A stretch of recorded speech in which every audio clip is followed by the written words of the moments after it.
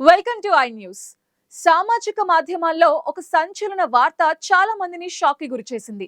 ఒక జాలరి ఏకంగా 22 కోట్ల రూపాయల విలువైన చేపను పట్టుకుని దాని విలువ తెలియక తన స్నేహితులతో కలిసి తినేశాడట. నిజంగా అంత విలువైన చేపను తినేశాడా? అసలు ఆ కథ వెనుకున్న నిజమేంటి? పూర్తి వివరాలు ఇప్పుడు చూద్దాం.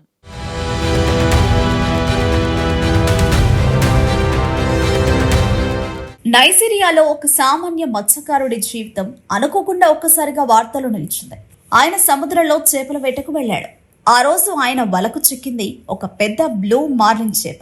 మామూలుగానే బ్లూ మార్లిన్ చేపలు చాలా పెద్దగా అందంగా ఉంటాయి.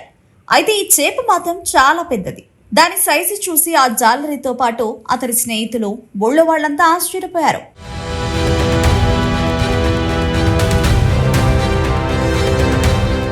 మామూలుగానే జాలల్లో చేపలు పడితే అమ్ముకుంటారు. కానీ ఈ జాలరి మాత్రం అలా చేయలేదు. ఆ చేపను తన గ్రామానికి తీసుకెళ్లిపోయాడు. అక్కడ స్నేహితులు కుటుంబ సభ్యులతో కలిసి ఆ చేపను వండుకుని ఘనంగా విందు చేసుకున్నారు.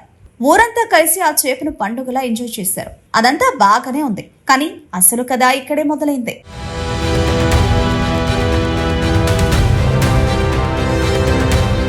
ఈ చేప ఫోటోలు సోషల్ మీడియాలో వైరల్ అవ్వడం మొదలయ్యాక ఒక్కసారిగా పెద్ద దుమారం రేగింది. ఈ చేప విలువ ఏకంగా $2.6 మిలియన్, అంటే మన భారత కరెన్సీలో సుమారు 22 కోట్ల రూపాయలు ఉంటుందని ప్రచారం జరిగింది.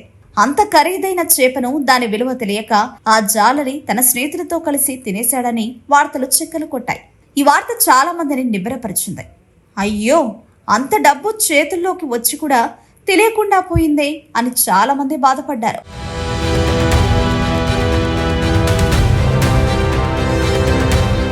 అయితే ఆ తర్వాత అసలు నిజం బయటపడింది.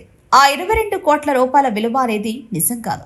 సాధారణంగా అంతర్జాతీయ బ్లూ మార్లిన్ ఫిషింగ్ టోర్నమెంట్లలో గెలిచిన వాళ్లకి ఇచ్చే బహుమతి డబ్బును బట్టి ఈ సంఖ్యను అంచనా వేసి ఉండొచ్చు. నిజానికి ఒక చేప మార్కెట్ విలువ దాని పరిమాణం, రకం, అది ఎంత ఫ్రెష్ గా ఉంది అని దానిపై ఆధారపడి ఉంటుంది. పెద్ద బ్లూ మార్లిన్ చేపలు కొన్ని $1,000 విలువ చేస్తాయి. కానీ $2.6 మిలియన్ అనేది కేవలం ఒక తప్పుడు ప్రచారం మాత్రమేనని తేలింది.